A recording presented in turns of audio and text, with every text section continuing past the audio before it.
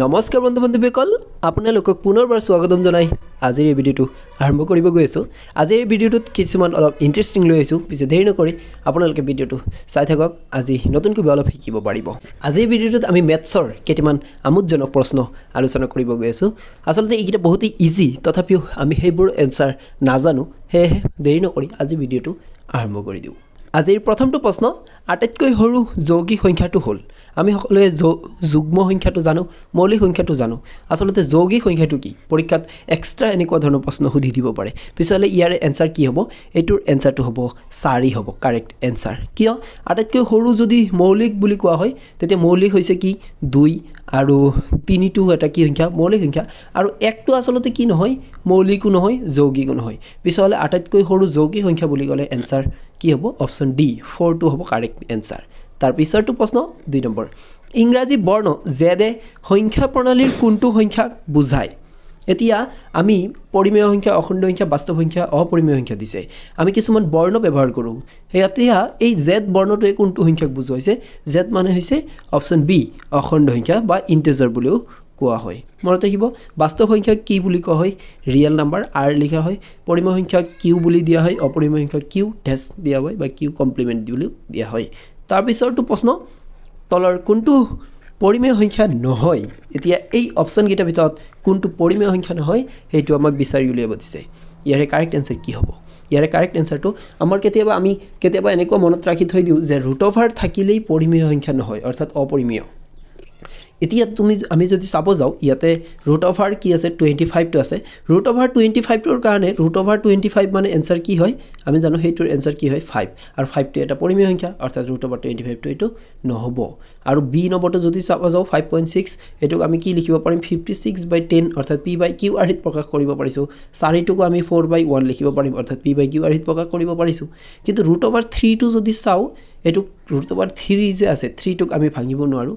আৰু এই root over 3টো হৈছে অপৰিমেয় সংখ্যা, অৰ্থাৎ ইয়াতে সুধিছে পৰিমেয় সংখ্যা নহয়, অৰ্থাৎ অপৰিমেয় সংখ্যাৰ কথাই সুধিছে। অপশ্যন চিটো হ'ব কাৰেক্ট এনচাৰ। মনত ৰাখিব, এনেকুৱা ধৰণৰ পাজল লগাই দিব পাৰে প্ৰশ্নবোৰত। আজি ভিডিঅ'টোত এনেকুৱা ইণ্টাৰেষ্টিং প্ৰশ্নই আলোচনা কৰিম। তাৰপিছৰ প্ৰশ্ন 4 নম্বৰ, 3 আৰু 4ৰ মাজত কিমানটা পৰিমেয় সংখ্যা আছে? এতিয়া এইটো হৈছে আটাইতকৈ গুৰুত্বপূৰ্ণ প্ৰশ্ন আৰু খেলি মেলি লগা প্ৰশ্ন। 3 আৰু 4ৰ মাজত কিমানটা পৰিমেয় সংখ্যা আছে সেইটো সুধিছে। এতিয়া ক'ব গ'লে 3 আৰু 4ৰ মাজত একোৱেই নাই, হয়নে নহয়?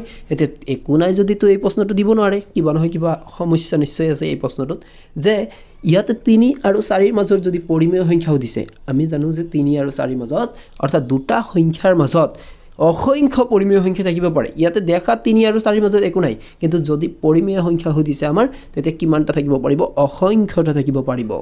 তাৰপিছৰটো প্ৰশ্ন 5 নম্বৰ, 81 সংখ্যাটোক প্ৰথম কেইটা ক্ৰমিক অযুগ্ম সংখ্যাৰ যোগফল হিচাপে প্ৰকাশ কৰিব পাৰি? এই এনচাৰটো মনত ৰাখিব, আৰু এইটো এটা নিয়মৰ ভিতৰত পৰে।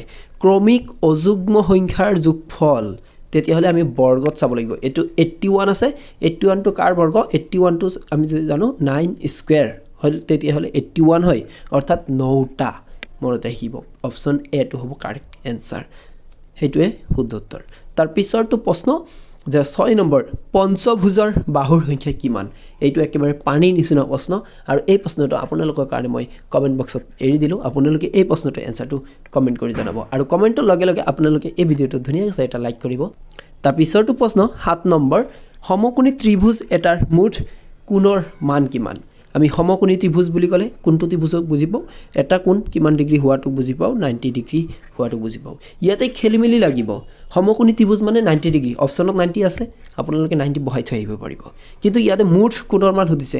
আমি জানো ত্ৰিভুজৰ মুঠ কোণৰ মান কিমান হয়? 180 ডিগ্ৰী। এইটো সমকোণী ত্ৰিভুজেই হওক, সমবাহু ত্ৰিভুজেই হওক, যিকোনো ত্ৰিভুজে হ'লেও সেইটোৰ এনচাৰটো কি থাকিব? 180য়ে থাকিব, কেতিয়াও সলনি হৈ নাযায়।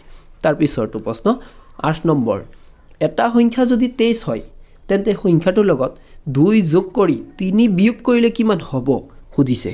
এইটো অলপ কি কেলকুলেট কৰা প্ৰশ্ন, কিন্তু সহজ প্ৰশ্ন। 23 হয়, 23ৰ লগত 2 যোগ কৰিব দিছে। যেনিবা 23ৰ লগত যেতিয়া 2 যোগ কৰিম, তেতিয়া এনচাৰ হ'ব 25 হ'ব। আৰু ইয়াৰ পৰা 3 বিয়োগ কৰিব দিছে। 3 যেতিয়া বিয়োগ কৰি দিম, তেতিয়া এনচাৰ কি হ'ব? 22 হ'ব, অৰ্থাৎ অপশ্যন ডিটো হ'ব কাৰেক্ট এনচাৰ। তাৰপিছৰটো প্ৰশ্ন 9 নম্বৰ, এটা বৰ্গৰ যিকোনো দুটা কোণৰ সমষ্টি কিমান?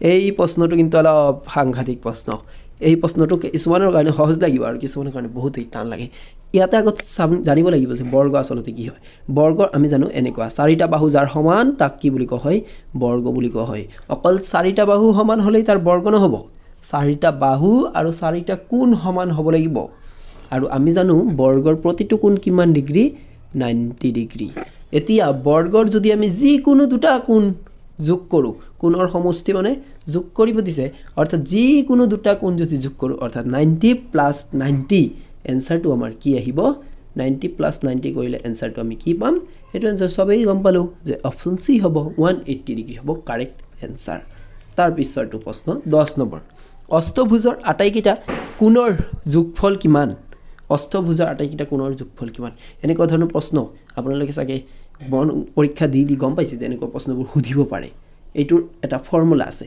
এই ফৰ্মুলাটো জানি ৰখাটো অতি গুৰুত্বপূৰ্ণ এইটো ফৰ্মুলাটো হৈছে n - 2 * 180 ডিগ্ৰী এই ফৰ্মুলাটোৰ জৰিয়তে আপুনি যিকোনো বহুভুজৰেই আটাইকেইটা কোণৰ যোগফল ওলাব পাৰিব যেনে ত্ৰিভুজৰ 180 ডিগ্ৰী চতুৰ্ভুজৰ 360 ডিগ্ৰী এনেকৈ হয়নে নহয় এতিয়া সেই অনুযায়ী ইয়াতে অষ্টভুজৰ ওলাব দিছে অষ্টভুজ মানে 8টা বাহু বিশিষ্ট অৰ্থাৎ n ৰ মান ইয়াতে হ'ব 8 এতিয়া n ৰ মান যেতিয়া 8 বহাই দিম তেতিয়া কি হ'ব 8 - 2 * 180 ডিগ্ৰী হয়নে নহয় আৰু 8 - 2 কৰিলে কিমান হ'ব 6 আৰু 6ৰ লগত যেতিয়া 180 পূৰণ কৰিম তেতিয়া এনসাৰ হ'ব অপশ্যন বি 1080 ডিগ্ৰী হ'ব কাৰেক্ট এনসাৰ অৰ্থাৎ এনেকুৱা প্ৰশ্নবোৰ জানিব লাগিলে তো আপোনাৰ কি কৰিব লাগিব প্ৰথমতে এই ফৰ্মুলাটো জনাটো অতি দৰকাৰী হৈ যাব হয় নহয় এই ফৰ্মুলাটো যেতিয়া জানিব তেতিয়া কৰিব পাৰিব হয়নে নহয় বন্ধু বান্ধৱীসকল আজি ভিডিঅ'টো কেনেকুৱা লাগিছে যদি ভিডিঅ'টো চাই ভাল পাইছে তেতিয়া ভিডিঅ'টো এটা